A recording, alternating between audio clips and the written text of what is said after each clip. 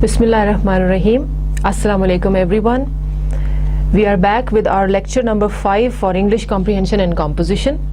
This is the list of things we are going to talk about today. Our objectives for lecture number 5 are: we are going to study definition of a sentence. It's not just definition, we are going to talk about how many different parts a sentence is divided into, and we'll do an exercise to understand the examples. Number 2, sentence structures. We'll be talking about sentence types according to meaning and sentence types according to clauses. There are many different kinds of sentence structures and it is a very detailed topic. We have chosen only 2 to help you understand how you can use them in your writing, speaking and other language skills. And then we are going to talk about modifiers. What modifiers are, and 2 kinds of modifiers: dangling modifiers and misplaced modifiers. This is our agenda for today. Let's start off with our first segment, that is sentence. Now here you can see an example of a question. Which one of these is a complete sentence? You read through all these and try to find a complete sentence. Humpty Dumpty sat on a wall, outside the window, or political parties. Which one do you think is a sentence? Take your time, think about it. Yes, number 1, Humpty Dumpty sat on a wall is a complete sentence. How do we know that it is a complete sentence? Looking at the other 2 options, outside the window, what? What are we talking about? What is outside the window? Why are we saying outside the window? Who is outside the window? We don't have this information in option number 2. So it is not a complete sentence. Similarly with option number 3, political parties, it can be a heading, it can be a topic, but it's not a complete sentence. What about political parties? Which political parties are we talking about? What are they doing? We have no idea about this information. So option 2 and 3 are not complete sentences. As compared to them, number 1, Humpty Dumpty sat on a wall, is a complete sentence in the sense that it has a subject that is doing an action, that is Humpty Dumpty. What is the action being done? Sat. Humpty Dumpty is sitting, and where? On a wall. We have a subject and a verb in this one. That is why it is a complete sentence. To make a complete sentence, you need to have a verb and a subject in it. There should be a doer of the action and an action. If these 2 things are missing, or any one of these is missing, you cannot have a complete sentence, and that would surely make you to make a lot of mistakes in combining or making sentences. So number 1, we conclude that is a complete sentence. Why? Because it has a subject and it has a verb with it. Now let's look at grammatical or technical definition of a sentence. A group of words that makes complete sense is called a sentence. Going back, we see that these 2 options did not make sense. That is why I said outside the window. What outside the window? Who is outside the window? Why are we saying outside the window? So this one does not completely make sense. We know outside the window is a phrase, we understand that, but we do not completely understand that. So it does not make sense. Similarly, political parties can be a heading. It does make sense, but not complete sense. What about political parties? That is why we say that a group of words that makes complete sense is called a sentence. Look at the examples. Children are all foreigners. Now these sentences, all 3, most of them have been taken from literary pieces. They are written by someone.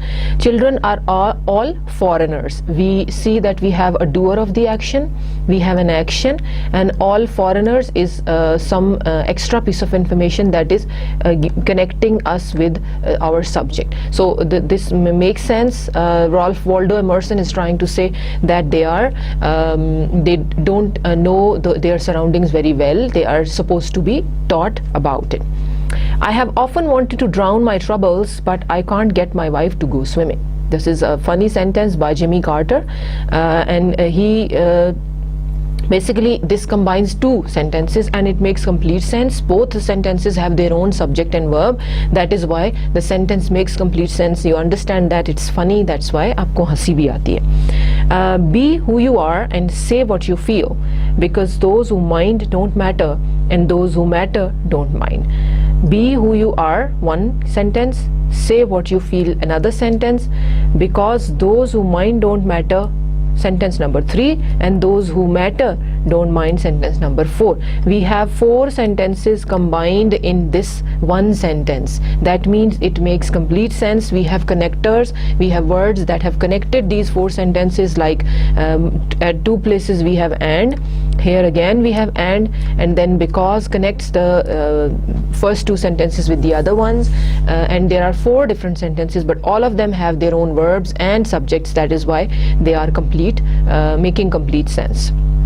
Look at the last one, open the door. Now this sentence might not have a very straight subject. We don't see who is opening the door, but we know that it is a command, it is an order. Open the door. Definitely हम किसी को दरवाज़ा खोलने के लिए कह रहे हैं, so that person is in front of us, or we are asking them to do it. That person is the one who is going to do the action. So we have the subject, but it is implied. In grammar, the subject that is implied means कि उसका जिक्र sentence में नहीं होता, लेकिन वो होता है, वो action कर रहा होता है. So the action of opening the door will definitely be done by someone. दरवाज़ा खुद ब खुद नहीं खुलेगा, right? So ये जो किस्म होती है सेंटेंसेस की, इसको हम कहते हैं इम्पेरेटिव सेंटेंसेस. ये इनके बारे में डिटेल में हम इसी लेक्चर में पढ़ेंगे. सो these are the examples about what a sentence is. Now we are going to do an exercise to help you understand what a sentence is. But before that, we'll talk about parts of sentences, because a sentence is always divided into parts, and that will help you understand and do that exercise better. Now let's look at the parts of sentences. Every sentence has 2 parts. The part that names the person or thing we are talking about is called a subject. As I just told you, subject is something that you are all very familiar with.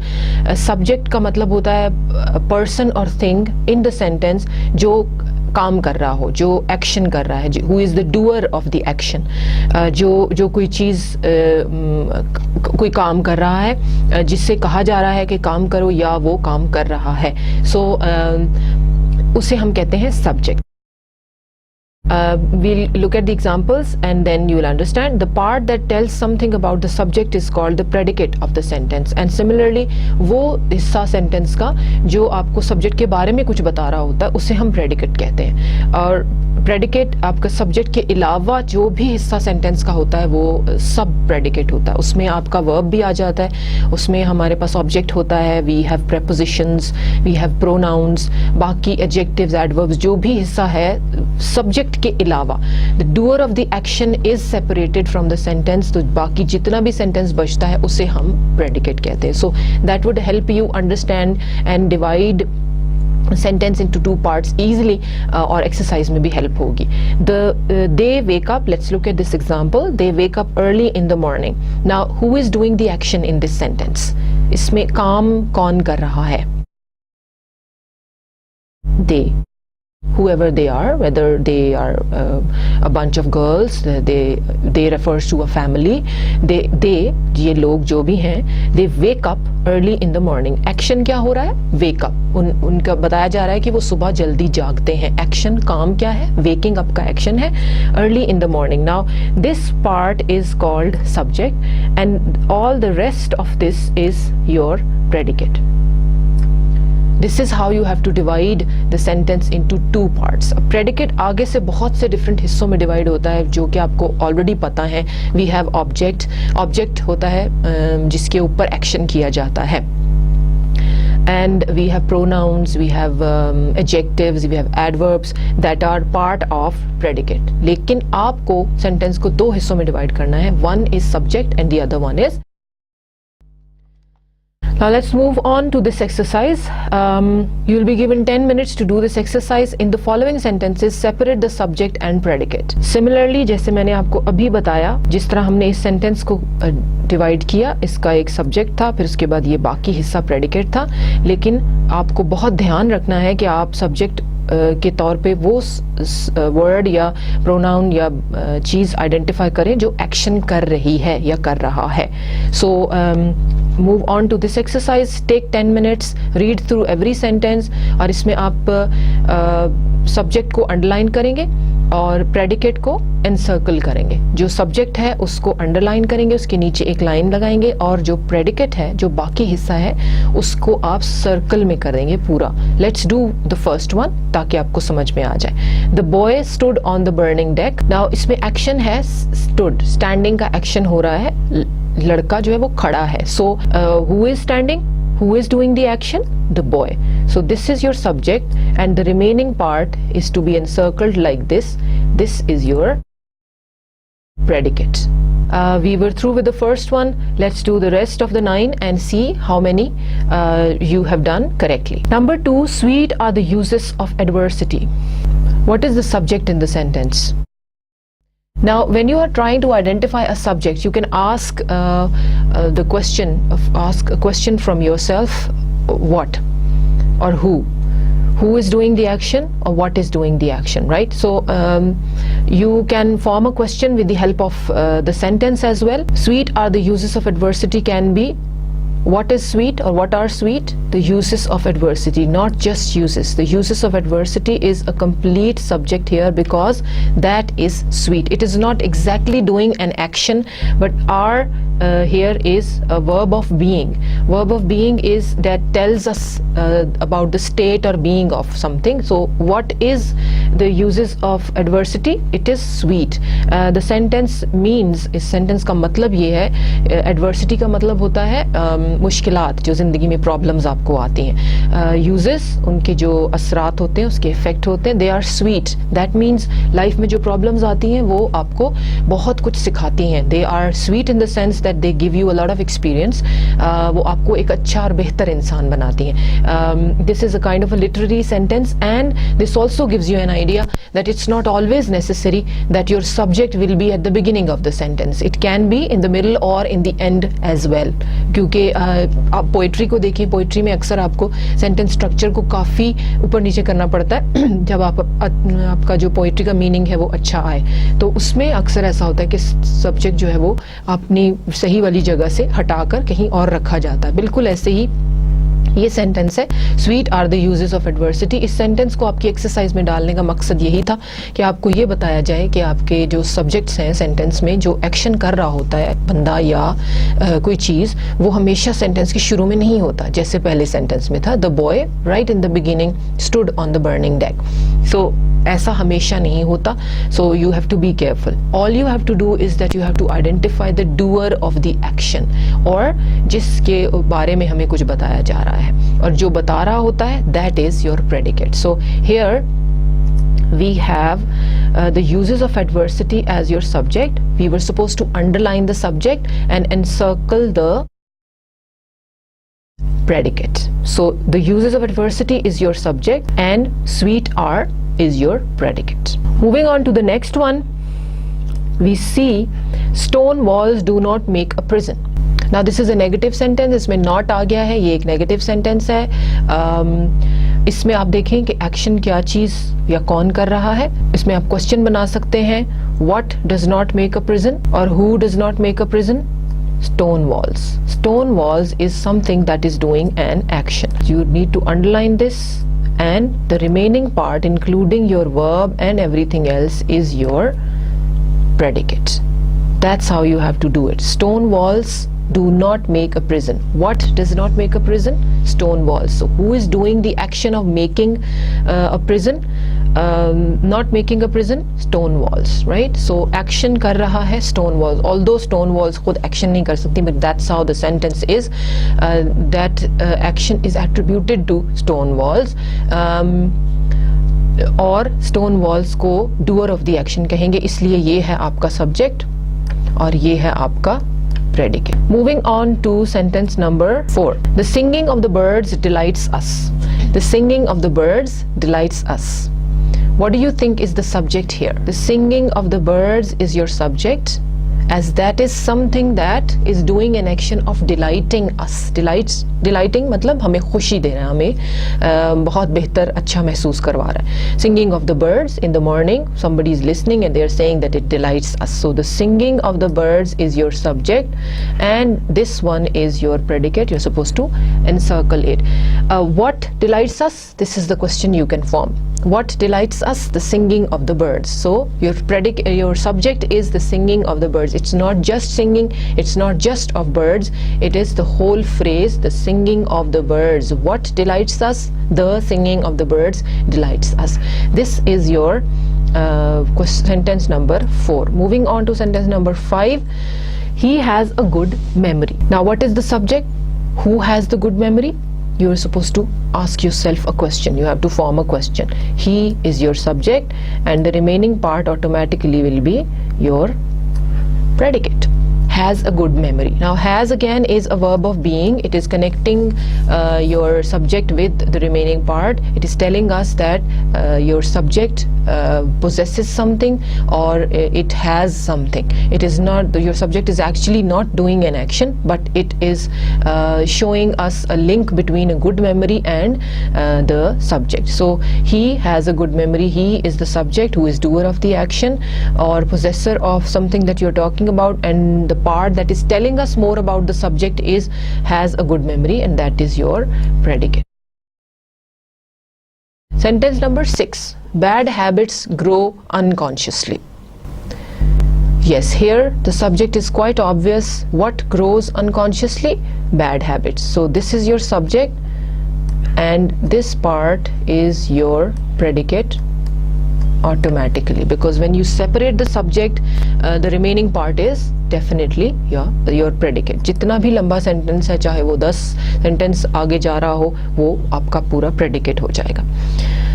Number 7. Nature is the best physician. Similarly, just like sentence number 2, we have this verb here. This is also a verb of being that is telling us about what is nature और उसकी state, उसकी condition के बारे में बता रहा है. So you have nature as your subject and the remaining part that could be encircled is your predicate. Nature is not exactly doing the action, but it is the verb, it is the subject that is being explained in front of us. We are being told what is nature. It is the best physician. Physician means a doctor, और यहाँ पर nature को physician कहने का मतलब ये है कि nature बहुत soothing effect देती है. कभी कभार हम बहुत परेशान होते हैं और nature में जाते हैं तो उसके थ्रू हम खुश हो जाते हैं, हमारी वो परेशानी दूर हो जाती है. Similarly, when it rains, it gives a lot of sustenance to the world. पौधों को, इंसानों को, ज़मीन को. तो nature जो है वो बहुत एक डॉक्टर की तरह है जो हमारे सारे मसाइल को हल करती है, problems को solve करती है. So this was sentence number 7. Number 8. Let's see what the subject is. No man can serve two masters. Now here our subject is no man and the rest of the part is predicate. I hope you did this one correct, because no man is the subject who is doing the action of not being able to serve two masters. No man में ये negative sentence है, लेकिन इसमें structure इस तरह से है कि no जो है वो आपके subject के साथ आया है. That is why it is going to be its part. ये उसी का हिस्सा रहेगा. No man is your subject and the remaining is your predicate. Moving on to sentence number 9. I shot an arrow into the air. Very easy, very simple. We have I as a subject and the rest of the part is your predicate. Shot an arrow into the air. Shot is the verb, an arrow is the object जिस पे action हो रहा है. Shooting का action किस पे हो रहा है? Arrow पे. And who is doing it? I.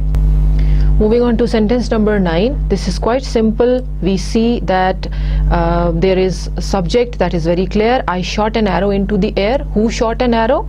I. This is your subject, and the remaining part is your predicate, that is your shot verb, and an arrow is the object. So the combination of a verb, an object and the rest of the part of the sentence is predicate.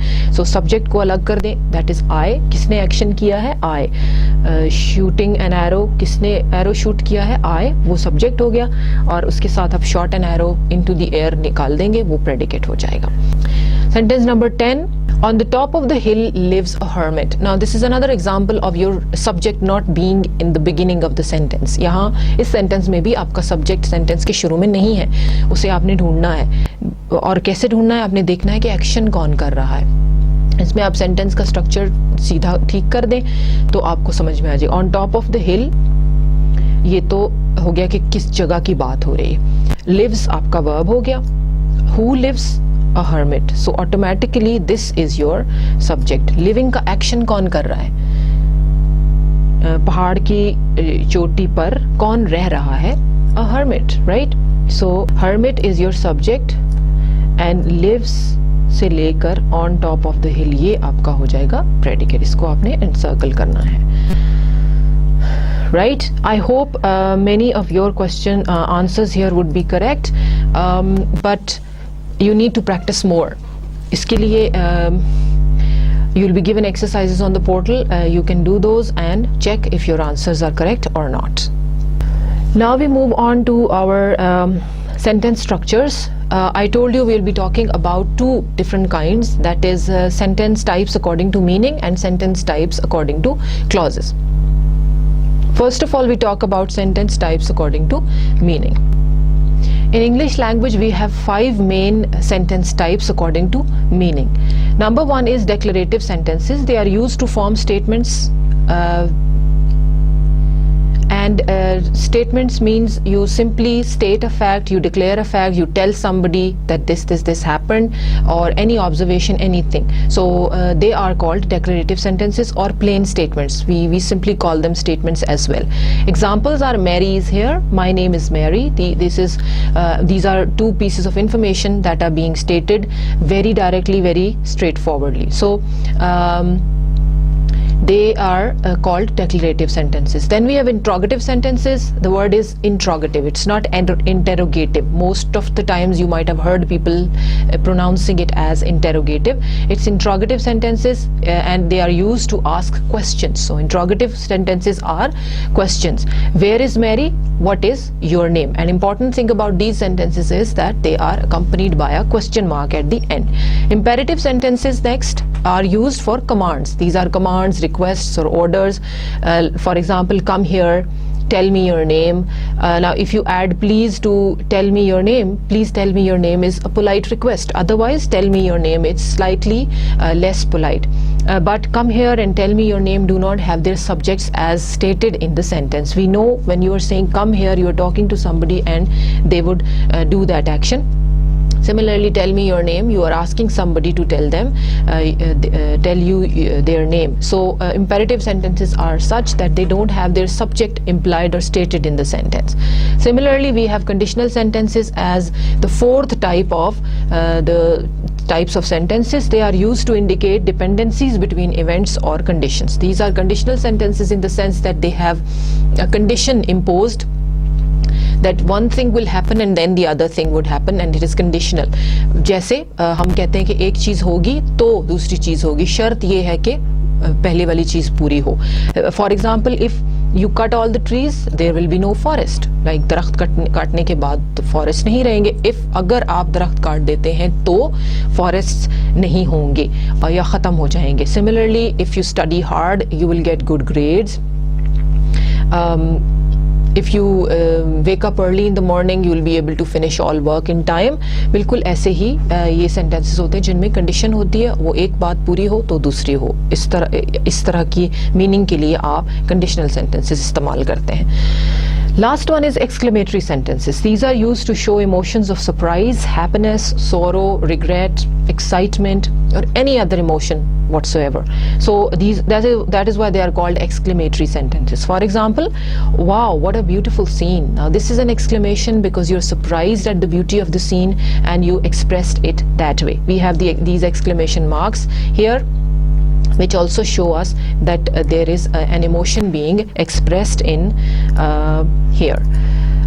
So these are all 5 types of sentences according to meaning. Now we move on to an exercise that would help you understand the difference between all these types of sentences. This is your exercise, and the first 2 sentences have been done for you. Identify the kind of sentence. The first 2 have been done for you. Number 1, why do you believe that? It is a question. You can see that there is a question mark. It is an interrogative sentence. I want to know why you believe that. Now this is not a question. It is a declarative sentence. Why? Because I want to know why you believe that. It is not totally a question. It is a part a question and part a declarative sentence, but overall these sentences are called declarative sentences. This is not a question. It is written here because most of the times we see that our students make this mistake, that they think that these sentences are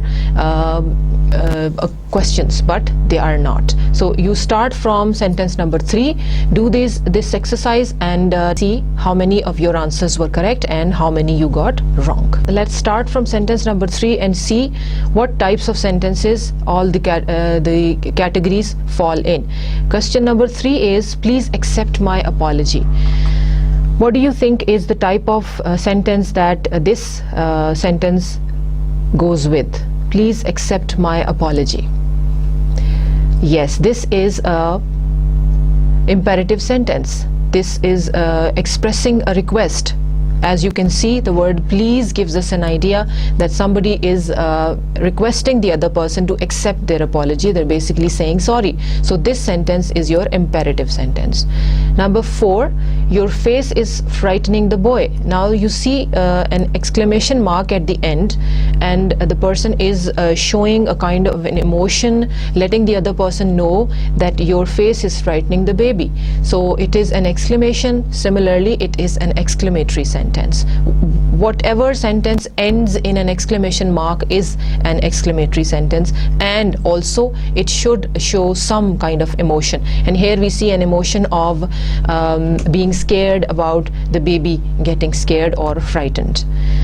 My shoe is on fire. Now again there is an exclamation mark, and it would be read like, my shoe is on fire. That's how it is to be read like. So that is why this sentence is also an exclamatory sentence. Let's write an E here and E here. So this is an exclamatory sentence. This was an imperative sentence. Let's write an I.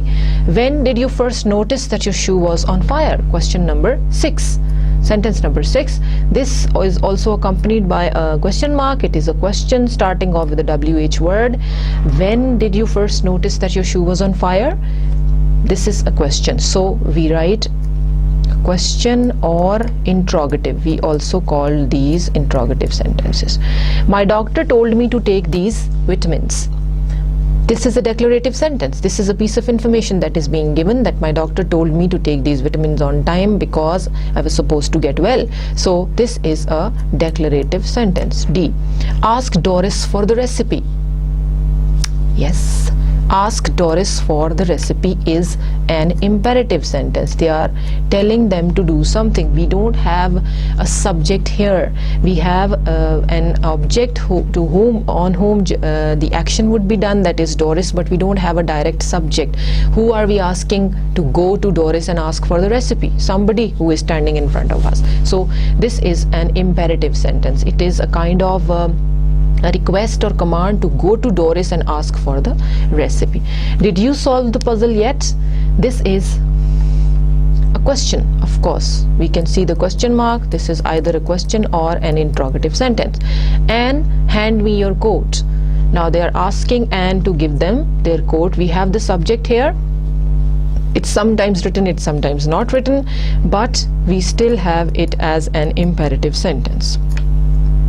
It's hard to believe that this paper is made from wood. This again is a declarative sentence. We have no question and no request, no command, nothing. There are more apples in the refrigerator.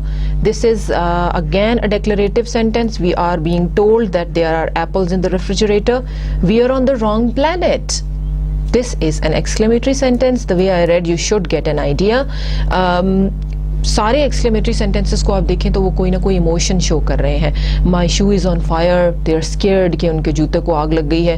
And this one, we are on the wrong planet, it's wrong, we have like gone astray, हम जहाँ जाना चाहिए था वहाँ नहीं गए. We are on the wrong planet. Number 13, we are on the wrong planet. This is an exclamation.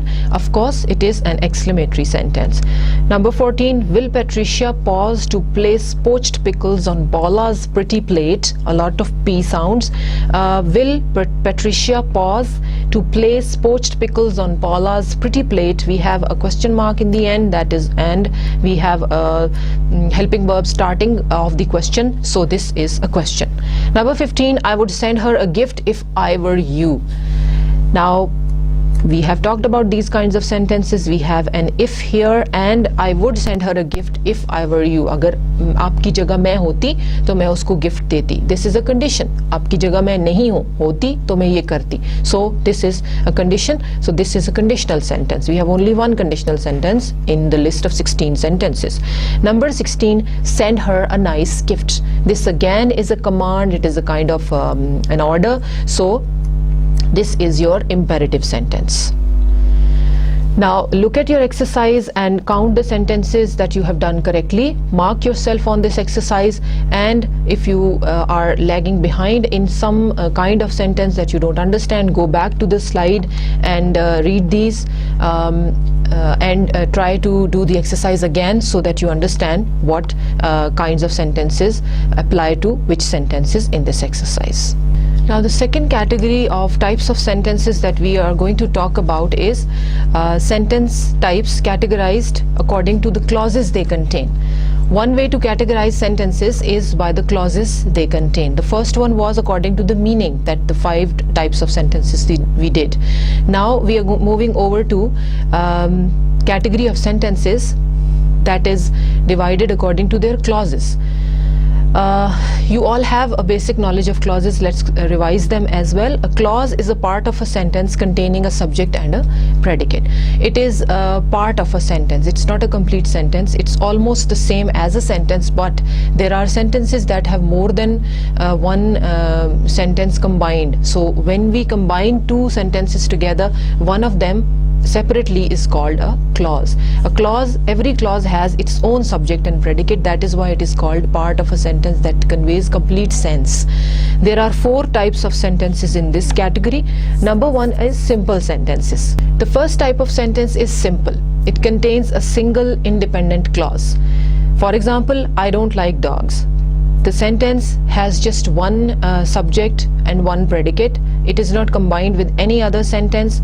I is the subject, don't like is the verb, and dogs is the object on which the action of not liking is being done. So the sentence is complete in itself. It is conveying complete meaning and it is not attached to any other sentence. It's just single independent clause. When you have to identify simple sentences, you see that there is just one verb in the sentence. One verb indicates that it is a simple sentence. Our school basketball team lost their last game of the season 75-68. So the verb here is lost, right? Who lost? Our school basketball team lost what? Their last game of the season, and आगे score भी लिखा हुआ है. So lost is the verb here. There is just one verb in the whole sentence. That is why it is a simple sentence. Last one, look at the sentence length. It is very long, but we'll see that there is just one verb here. You have to be very careful looking at the sentence layout.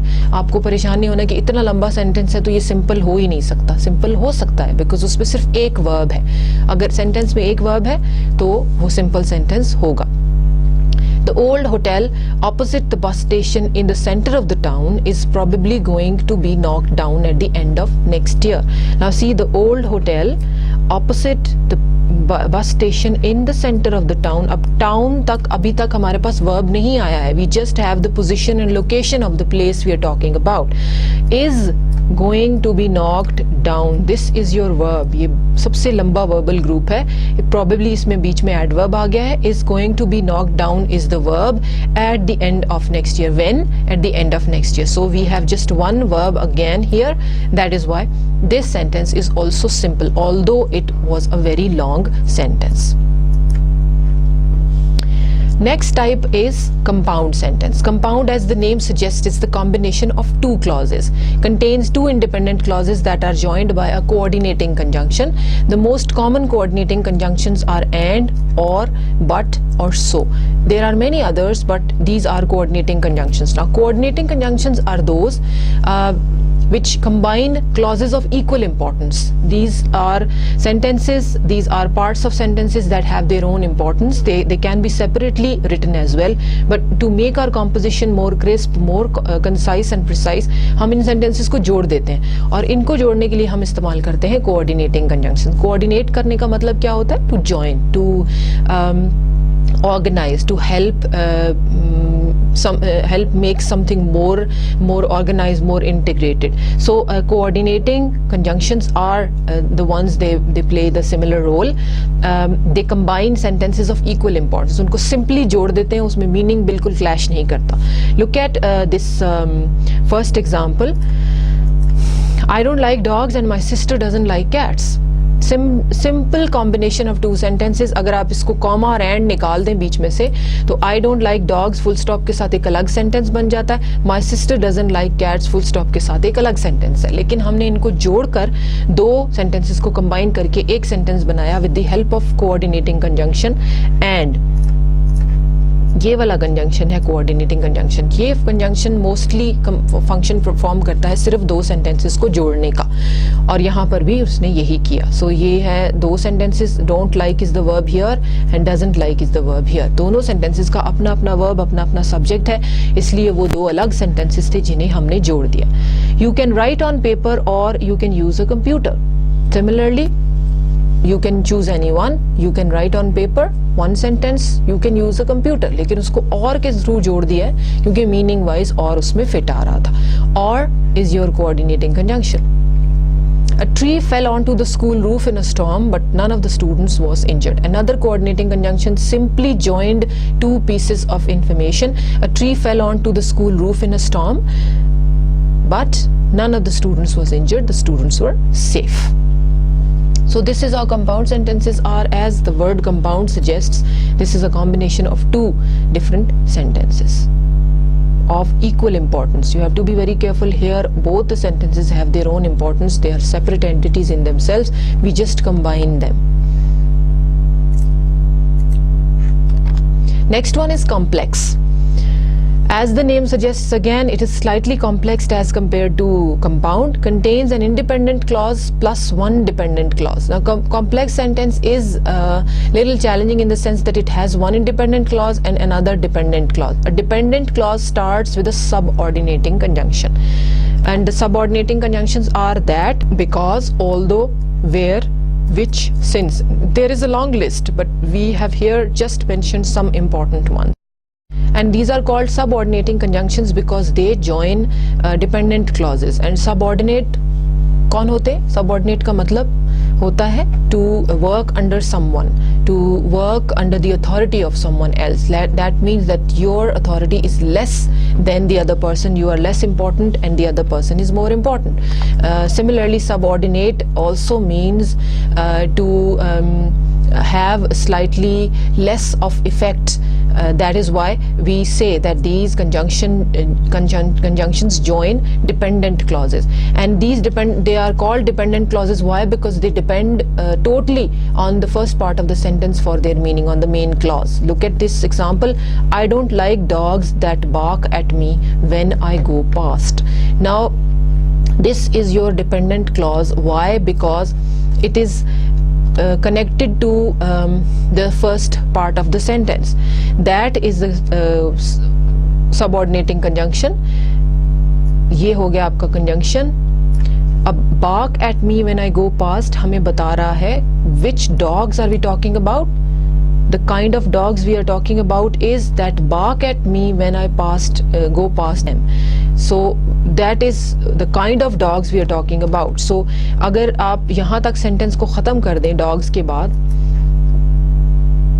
and this information is excluded, I don't like dogs is a simple sentence. लेकिन ये information उसके साथ लगाने से ये complex sentence बनता है, because we are talking about dogs in the other part of the sentence. वो वाला part अपने meaning के लिए पहले part पे dependent है, और अगर आप first वाला part निकाल दें, इसको निकाल दें, that bark at me when I go past does not contain any meaning. ये जब तक पहले वाले पार्ट के साथ जुड़ेगा नहीं, उसका मीनिंग कंप्लीट नहीं होगा.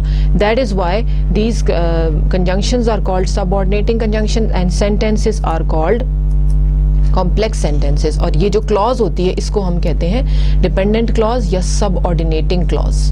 इनके दो नाम होते हैं, dependent या subordinating clause, because they start off with the subordinating conjunctions. It's as easy to remember. Next one is you can write on paper, although a computer is better. Now although tells us that there is a better option as well, although you can write on paper also. So although is a subordinating conjunction and this is your subordinating clause, and the sentence is complex sentence. None of the students were injured when the tree fell through the school roof. Now when is your subordinating conjunction? None of the students were injured when, ये कब हुआ?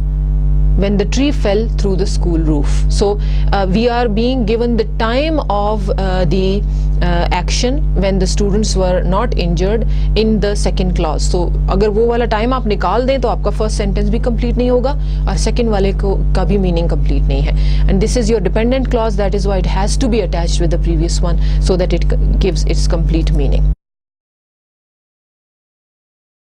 And the last one is slightly more complicated. Compound complex sentence contains 3 or more clauses of which at least 2 are independent and 1 is dependent. Contains 3 or more clauses of which at least 2 are independent and 1 is dependent. Now look at the example. I don't like dogs and my sister doesn't like cats because they make her sneeze.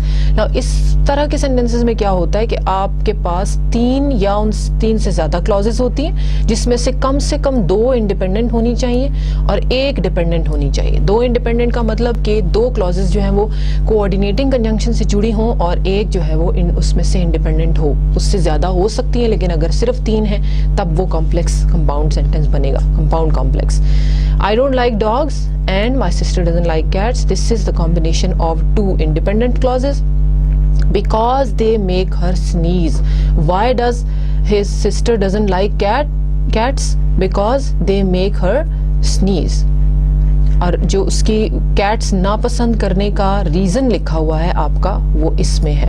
अगर आप sentence को यहाँ तक ख़त्म कर देते हैं तो आपका सेंटेंस कंप्लीट नहीं है, बिकॉज सिस्टर को कैट्स क्यों नहीं पसंद वो रीज़न बीच में नहीं है. और अगर आप ये वाला पार्ट ये सब निकाल दें और सिर्फ इसको देखें तो ये भी इनकम्प्लीट है, because they make her sneeze. What make her sneeze and what make who sneeze, right? So this is how it is. Compound complex sentences are a combination of 3 or more clauses of which 2 must be independent clauses and 1 dependent. You can write on paper but using a computer is better as you can easily correct your mistakes. Now this again पहले वाले sentences को थोड़ा change करके आपको बताया ताकि आपको आसानी से समझ में आए. You can write on paper but using a computer is better as you can easily correct your mistakes. Now why is using a computer better? Because you can easily correct your mistakes. So they have given you the reason why they think the computer is a better option. So we have 2 independent clauses here. This one joined with but, and the other one, the dependent clause, is joined with a subordinating conjunction of as. Next, a tree fell onto the school roof in a storm, but none of the students was injured, although many of them were in classrooms at the top of the building.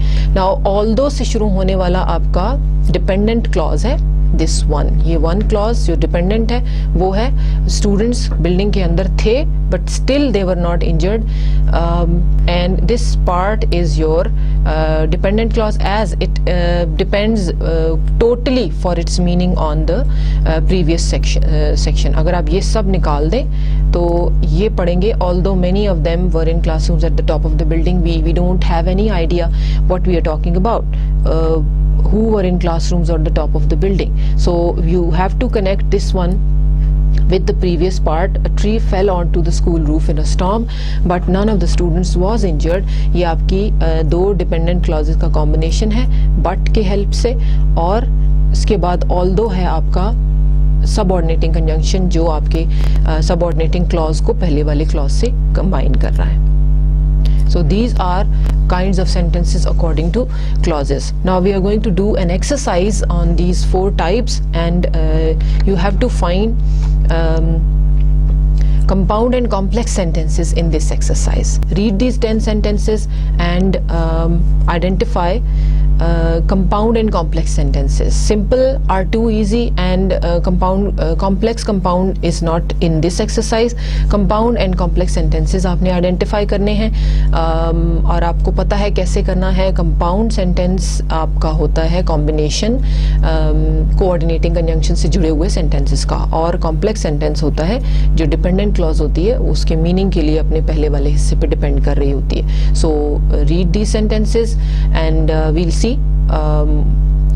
how you have done this exercise.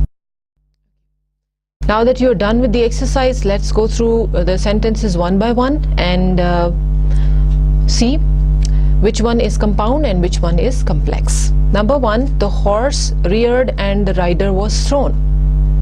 The horse reared and the rider was thrown. 2 different sentences coming up and combining with the help of a coordinating conjunction. This is your compound sentence. Number 2, the town in which I live is very large. The town in which I live is very large. The town is very large. Which town? In which I live. So this particular part is your subordinating clause starting with this conjunction, and it depends for its meaning on the main part of the sentence. The town that we are talking about is the one in which the person lives. That is why it makes it a complex sentence. I called him but he gave me no answer. I called him but he gave me no answer. Because of but, it is a coordinating conjunction. We have compound sentences here. I called him, a different sentence. He gave me no answer, a separate sentence. The 2 sentences are only joined together with the help of but. I went because I was invited. I went. Why? Because I was invited. So because I was invited is a dependent clause that is to be joined with the first part. I went. I went simply does not have its complete sense. I went where? Why? We don't know. But when we join this part with I went, it becomes a complete sentence. Because I was injured. And it gives you the reason why the person went. I want to find the man who did this. Now who did this is your subordinating clause starting off with the conjunction who, and it is telling us more about the man. I want to find the man. Which man? Who did this, right? So who did this is totally dependent for its meaning on the first part. That is why it is called a complex sentence. Listen carefully and take notes. Listen carefully, a separate sentence. Take notes, a separate sentence, simply joined with the help of and, the coordinating conjunction. That is why it is called a compound sentence. She must weep or she will die. This again is joined with a coordinating conjunction or. These 2 separate sentences, she must weep, she will die, are 2 separate sentences, and these are joined with the help of or, and that is why this is your compound sentence. Or is a coordinating conjunction. Number 8, God helps those who help themselves. This is a complex sentence in the sense that it has a subordinating clause joined with it, and who is the subordinating conjunction? which helps you understand that this part is totally dependent on it for its meaning on the previous part. Who help themselves when we separate this part, this one from here, who help themselves has no complete sense. It is only when we join the two when the sentence gives us complete sense. That is why this part is totally dependent for its meaning on the previous one. So this sentence is your complex sentence. Number 9, we had many fruit trees where we lived previously. We had many fruit trees where we lived previously. So where we lived previously would not have its complete meaning if it is not joined with the previous part. That is why this is your complex sentence. We have a dependent clause here starting with where, that is a subordinating conjunction. The last one is he behaved as a brave man should do. He behaved as a brave man should do. Now the sentence also has a subordinate clause with it. That is why, just like sentence number 9, it is a complex sentence. As a brave man should do. He behaved how? What manner? This sentence tells us about the manner of his behaving. So this depends for its meaning on the previous one. That is why this is your complex sentence. And your subordinating conjunction is as. Now we are through with this exercise, and I want you to look at your sentences and see how many were correct and mark yourself on this exercise. Before we move on to our next topic, that is modifiers, I want you to do an exercise that would help you get ready for what is coming up. This is just a mind refreshing exercise. You can do this with the help of your previous knowledge. You already have a very sound grammar knowledge, so let's do this one. It has 10 sentences, and there are 3 options in every sentence, and you have to choose the correct sentence. As we just talked about kinds of sentences, what a sentence is, how many different parts it is divided into, so you should be able to revise or refresh that knowledge by choosing the correct sentences out of these. Let's do the first one, and then the remaining will be done by you. Number 1, option A is because of your vigilance, lives were saved. Because vigilant, lives were saved. Because of your vigilant, lives were saved. Now out of these, which one do you think is the correct sentence? Is a complete sentence with full complete meaning? Yes, it is option A. Because of your vigilance, lives were saved. Because vigilant cannot be correct because you need to have some connection here. Because of your vigilant, vigilant is an adjective and vigilance is a noun. So we need a noun here, not an adjective. So these two are wrong and this one is correct. Similarly, you have to do the remaining 9 questions, and then we come back and see how many are correct. Okay, now let's do this activity. We are going to read all 3 options, and we'll see which sentence is correct and how many you have done correctly. Number 2, people who under stress tending to act irrationally. B, people under stress tend to act irrationally, and people under stress tending to act irrationally. Which one do you think is a correct complete sentence? Option B is correct here, because people under stress tend to act irrationally. People who under stress is wrong because you need a verb here. Similarly, people under stress tending to act irrationally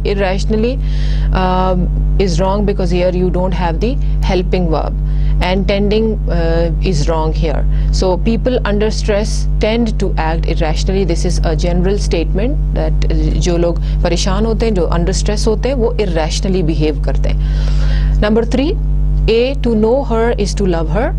B, to know her to love her. C, to know her is love her.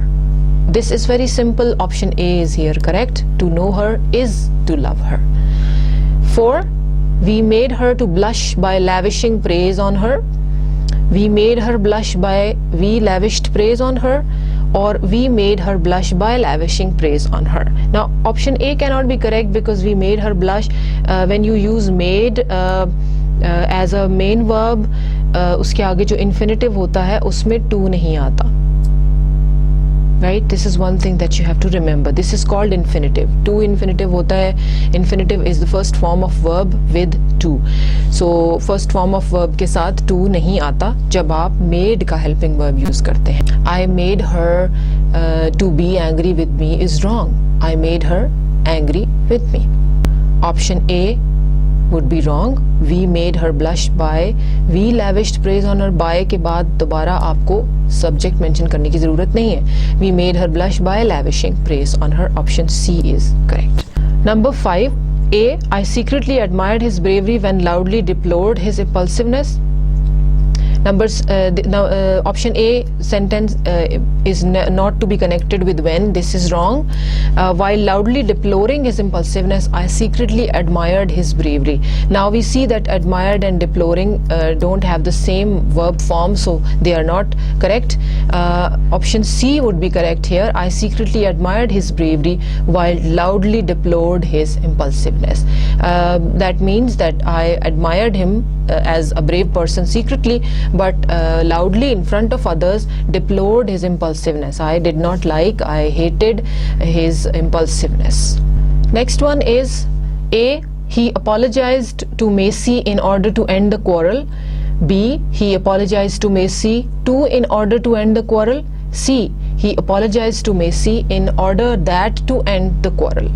Now look at option A. He apologized to Macy in order to end the quarrel sounds correct, because in the second one, apologized to Macy in order to in order to end the quarrel. In such sentences, when you are using this preposition in order to, it already has a to with it, so you are not supposed to use this to. So option B is wrong. He apologized to Macy in order that to end the quarrel. That and to don't come together in this structure, so this one is also wrong. He apologized to Macy in order to end the quarrel. Option A is correct. Number 7. Give feedback needs both honesty and tact. Giving feedback needs both honesty and tact. Giving feedback needing honesty and tact. Option B is correct here. Give feedback is wrong here. Giving feedback needing in two sentences very close together, two ing forms are not acceptable. This is wrong, so option B is correct. Giving feedback needs both honesty and tact. Option 8. Her main aim is earn enough to pay for her son's college education. Her main aim to earn enough paying for her son's college education. Her main aim is earning enough to pay for her son's college education. First two are wrong. Why? Because her main aim is, we don't have to here, earn enough to pay for her son's education. Her main aim to earn enough paying for her son's education. The sentence has many mistakes. Her main aim is earning enough to pay for her son's college education. Option C is correct. 9. I spoke frankly not to upset you but help you. I spoke frankly not to upset you but to help you. And I spoke frankly not to upset you to help you. Option B here is going to be correct. I spoke frankly not to upset you but to help you. And why is option A wrong? I spoke frankly not to upset you but help you. This is also not right, because you need to have a to here. And I spoke frankly not to upset you to help you. This is totally not right, because it's not connected here. So option B here is correct. The last one, A. The library stayed open till 9 p.m. every day, so enable working adults to enjoy its facilities. You see that there is something wrong here. The library stayed open till 9 p.m. every day, so that enable every working adults to enjoy its facilities. So that to enable भी नहीं होगा, और यहाँ पे कुछ गलती है. The library stayed open till 9 p.m. every day so as to enable working adults to enjoy its facilities. So as to enable sounds correct, so option C here is correct. Now, I hope this exercise helped you refresh your knowledge about sentence and sentence structures that we did before. This was slightly challenging. You might have made some mistakes, but with time, with practice, there will be more exercises. You will sharpen your skills of how to identify correct sentences. Now we move on to our last topic for lecture number 5, that is modifiers. Modifiers are a word, phrase or clause that functions as an adjective or adverb to limit or qualify the meaning of another word or group word groups called the head. Now as the word suggests, modifiers, modify का क्या मतलब होता है? You must all know what a modifier means. Word modifier means to modify, means to change or to limit or to slightly alter the meaning of a word or anything. I tried to modify the layout of my room so that it looks more convenient, right? So the use of modify here tells us that I wanted to change, I tried to change the layout of my room. So modify means to change, and the words, phrases and clauses that function as adjectives and adverbs to limit or qualify the meaning of a word are called modifiers. They are adjectives and adverbs, but not just words. They are phrases, they can be clauses functioning as adjectives and adverbs. And the word that these adjectives and adverbs or modifiers are modifying is called the head. Modifiers that appear before the head are called pre-modifiers. Modifiers that appear after the head are called post-modifiers. Examples are, this is the beginning of a beautiful friendship. Now the word beautiful is a modifier because it is telling us more about friendship. I am an influential and respected man. Influential and respected both are adjectives. They are telling us more about the man. They saw a fence made of barbed wire behind the house. Made of barbed wire is a phrase that is modifying or telling us more about the fence. What is the fence made of? What kind of fence we have? It is made of barbed wire. So this is the example of modifiers. This is how they modify or try to change or limit or organize the meaning of any word or phrase. So friendship is the head word that is being modified because of beautiful. Man is the head word and fence is the head word. So this is a pre-modifier, these two are pre-modifiers, and this is a post-modifier. Pre का मतलब होता है पहले, post का मतलब होता है बाद में. So this is how you can identify pre and post modifiers. Now let's look at this sentence.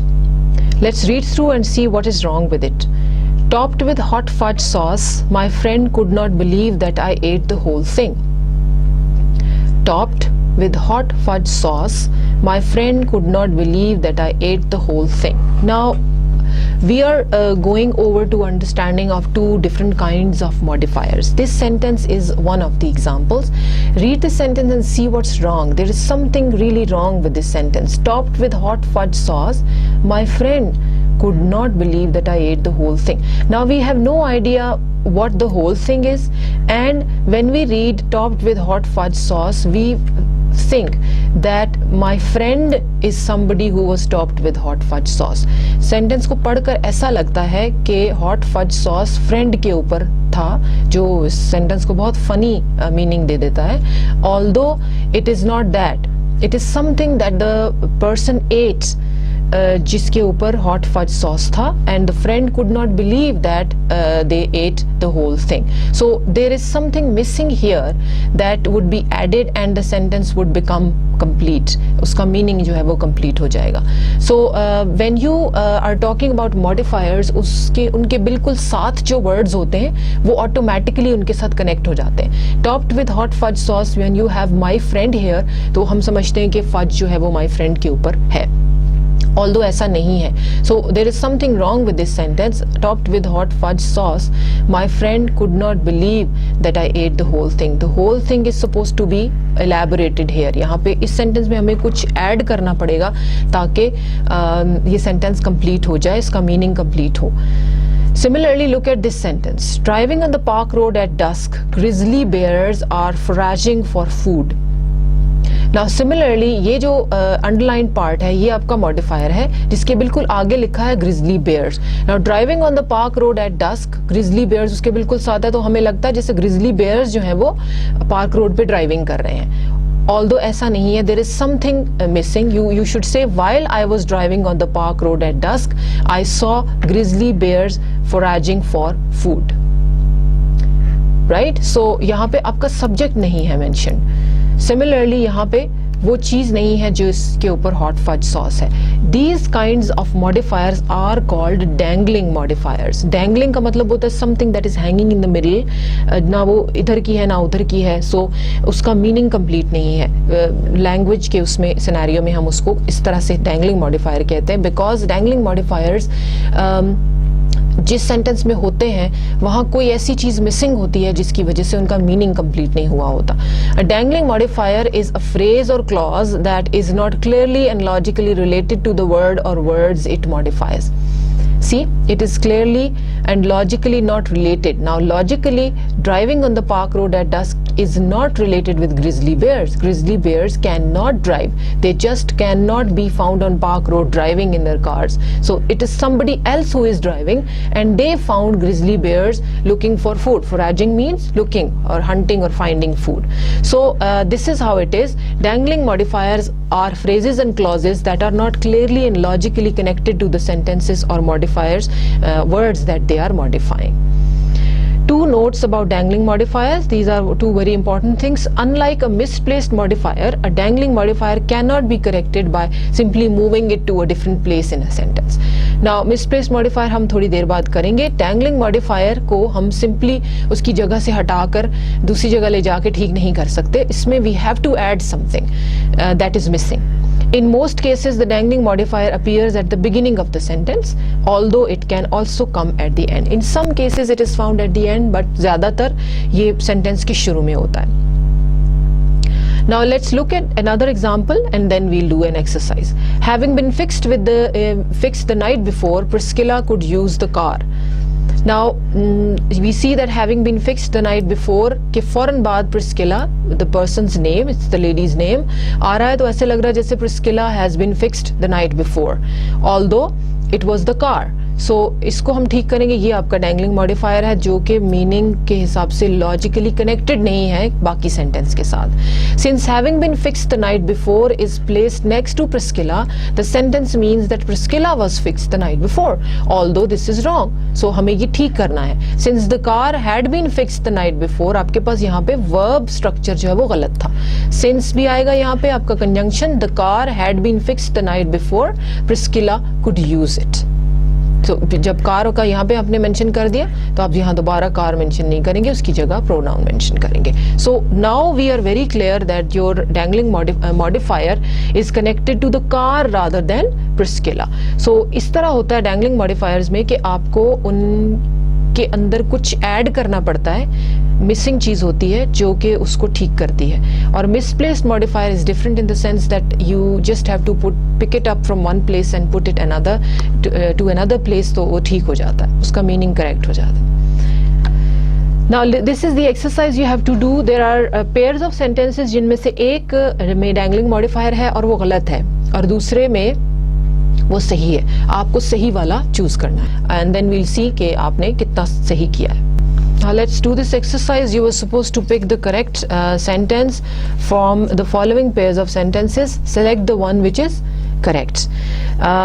You have to read these and see कि कौन सा डैंगलिंग किस सेंटेंस में डैंगलिंग मॉडिफायर सही जगह पर है और उसमें कोई कनेक्शन या लॉजिकल क्लैरिटी का प्रॉब्लम नहीं है. Piled up next to the washer, I began doing the laundry. I began doing the laundry piled up next to the washer. Now the first one clearly states that it is not correct because piled up next to the washer, I began doing the laundry. It automatically connects with I as if washer के साथ I was piled. Although piled का मतलब होता है ढेर लगा हुआ था, laundry का जो कपड़े धोने वाले हैं उनका ढेर लगा हुआ था next to the washer and I began doing the laundry. Doing the laundry मतलब कपड़े धोना शुरू किया. I began doing the laundry. That was, of course, laundry was piled up next to the washer, not the person. So this option, your second one would be correct. While John was talking on the phone, the doorbell rang. While talking on the phone, the doorbell rang. Now the first one is correct because we know who was talking on the phone, but in the second one we don't know who was talking on the phone. It sounds as if while talking on the phone, the doorbell rang. We don't know who was talking, but the first one is very clear because we know John was talking on the phone and the doorbell rang. Standing on the balcony, the ocean view was magnificent. Standing on the balcony, we had a magnificent ocean view. Standing on the balcony, the ocean view was magnificent. Standing on the balcony, we had a magnificent ocean view. Now in this one, standing on the balcony, the ocean view was magnificent. We don't know who is looking at the ocean, who is talking about the ocean view, but in this one we know that we had a magnificent ocean view. The subject was missing, so this sentence is correct. The second one is correct here. As I was running across the floor, the rug slipped and I lost my balance. Running across the floor, the rug slipped and I lost my balance. Now in the second one we see that running across the floor, rug उसके बिल्कुल फौरन बाद लिखा हुआ है, तो ऐसा लगता है जैसे the rug was running, although it was I, the person who was running. So this one is correct. As I was running across the floor, the rug slipped and I lost my balance and fell down. Option, this first one is correct. While taking out the trash, the sack broke. While Jamie was taking out the trash, the sack broke. Now you have to have somebody who is taking out the trash. So जो action कर रहा है वो ही आपके sentence में नहीं है. So you need to have that person here, and in this one we do have that person. While Jamie was taking out the trash, the sack broke. Now this was the exercise regarding your dangling modifiers. I hope you have a very clear idea what they are. A dangling modifier is a phrase, word or clause that is placed mostly in the beginning of a sentence and sometimes is placed in a way that it does not have a logical connection with the rest of the sentence. You have to change that dangling modifier in a way that it is connected with the rest of the sentence and conveys full meaning. Now we move on to our second type of modifiers. Look at this sentence. Every Friday the cafeteria serves pizza to students on paper plates. Every Friday the cafeteria serves pizza to students on paper plates. Now we see that students is written right before our misplaced modifier. This is a modifier, and we believe we read the sentence and feel as if the students were on paper plates, although it was not. You have to pick this and put it somewhere else where it conveys its correct meaning. Every Friday the cafeteria serves pizza on paper plates. ये यहाँ पे आएगा because it is modifying pizza, not the students. Students paper plates पे तो नहीं है ना, pizza paper plates पे है. So you have to pick this misplaced modifier and put it right after pizza so that the sentence is correct. Let's read it that way and you'll feel that it is correct now. Every Friday the cafeteria serves pizza on paper plates to students. Right? This is correct now. Let's look at this one. I placed the chair in the corner of the room that I had recently purchased. Now here the that I had recently purchased is placed right after the room, so it appears as if you have purchased the room, although you have not. Room तो वहीं था, आपने कुछ और खरीदा है, right? So that I had recently purchased is basically written for the chair. तो इसे यहाँ से उठा के आपको इसकी सही जगह पर लेकर जाना है, और वो सही जगह है I place the chair that I had recently purchased. यहाँ चेयर के फौरन बाद आएगा that I had recently purchased in the corner of the room, full stop. So this is how you change the place of a modifier and make the sentence meaningful. These were misplaced modifiers. A misplaced modifier is a word, phrase or clause that is improperly separated from the word it modifies or describes. जैसे इस example में that I had recently purchased, chair से दूर था. उसके साथ नहीं लिखा हुआ था, इसलिए आपका सेंटेंस गलत साउंड कर रहा था.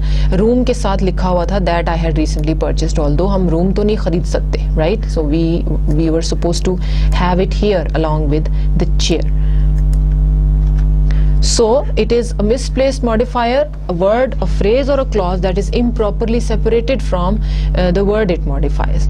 Because of the separation, sentences with this error often sound awkward, ridiculous or confusing.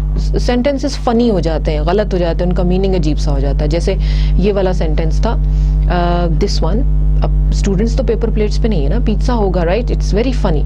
So because of the separation, sentences with this error often sound awkward, they sound weird, funny and confusing. Furthermore, they can be downright illogical. They are totally illogical. You just cannot buy a room, you can buy a chair. So look at this example. On her way home, Jan found a gold man's watch. This is a misplaced modifier. You have to pick this up from here and place it somewhere else. The example above suggests that a gold man owns a watch. A gold man's watch, right? Gold man combination बन जाता है और apostrophe s आपको बता रहा है कि gold man की घड़ी थी. Although we are talking about a watch being made of gold. On her way home, Jan found a man's gold watch. आदमी औरतों की घड़ियां अलग अलग होती है ना. So she found a man's watch and that too made of gold. So यहाँ पे आपका correctly placed modifier आ गया जिससे sentence का meaning जो illogical हो रहा था वो ठीक हो गया. So this is how you do with your misplaced modifier. As the name suggests, you pick them up from their wrong place and put them to the right place, and they are no more misplaced modifiers and they convey the correct meaning. Now this is the exercise for misplaced modifiers. You have to do the same. There is a pair of sentences in each example and you have to pick the one that has the correct modifier. Do it and then we come back and do it again. Now let's do this activity. Number 1, I almost listened to the whole album. I listened to almost the whole album. Now this one is correct because we almost is going to modify the whole album. I listened to almost the whole album. Like the album was so good that I kept on listening and I almost finished it. He was staring at the girl wearing dark glasses by the vending machine. He was staring at the girl by the vending machine wearing dark glasses. Now vending machine के साथ wearing dark glasses नहीं आएगा because vending machine ने dark glasses नहीं पहने हुए थे. The girl was wearing the dark glasses. So the first one is correct. He was staring at the girl wearing dark glasses by the vending machine. This first one is correct. We read that Janet was married in her last letter. In her last letter we read that Janet was married. Now this one is correct कि उसके आखिरी खत में हमें पता चला कि Janet married है. पहला वाला आपको ये suggest कर रहा है कि that Janet was married in her last letter. उस letter में उसकी शादी हुई या कुछ ऐसा. In her last letter we read that Janet was married. The faulty alarm system nearly sounded 5 times yesterday. The faulty alarm system sounded nearly 5 times yesterday. अब यहाँ पे nearly का जो adverb है ये गलत जगह पर है. जब nearly modify कर रहा है time को तो आपको उसको time के साथ रखना चाहिए. That is what we are going to do. We are going to pick nearly up from there and put it right before 5 times because it is modifying that. Almost 5 times. कितने times? तकरीबन 5 times. The faulty alarm system sounded nearly 5 times yesterday. The second one would be correct. On the evening news, I heard that there was a revolution. I heard that there was a revolution on the evening news. अब meaning शायद समझ में आ भी जाए, but the second one is weird in the sense that there wasn't a revolution on the evening news. There was a news of revolution in the evening. So on the evening news, I heard that there was a revolution. So this is going to be correct one. Now I want you to check both these exercises. If there is anything that you don't understand, go back to the slides where we have the definition of dangling and misplaced modifiers. Read them again and do these exercises again and mark yourself on these. You have to be very careful whether you have to pick an adjective, an adverb from one place and put it to the right place where it conveys its correct meaning in misplaced modifiers. Here we come to the end of our instruction for lecture number 5, and just to revise everything, we are going to quickly go through what we did today. First of all, we started off with the definition of a sentence. I also told you about parts of sentence. Sentence is a group of words that conveys a complete sense, and then parts of sentences, subject and predicate, we talked about those. We did an exercise. Sentence structures में हमने दो types की, sentence types according to meaning and sentence types according to clauses. According to meaning, there are 5 different types, and according to clauses, there are 4 different types. So that's where you need to go back and revise a little bit. You can do the exercises again. And the last topic was modifiers. We did dangling modifiers and misplaced modifiers. Dangling modifiers are the ones where something is missing in the sentence and you have to add or insert something important to complete the meaning of the sentence. And misplaced modifiers sometimes are placed at a wrong position in the sentence. That is why they don't convey their complete or exact meaning. And we just have to pick them up from that wrong place and put it at the right place to connect them with their head word to convey the complete meaning. This brings us to the end of lecture number 5. We'll see you for the next lecture. Thank you very much.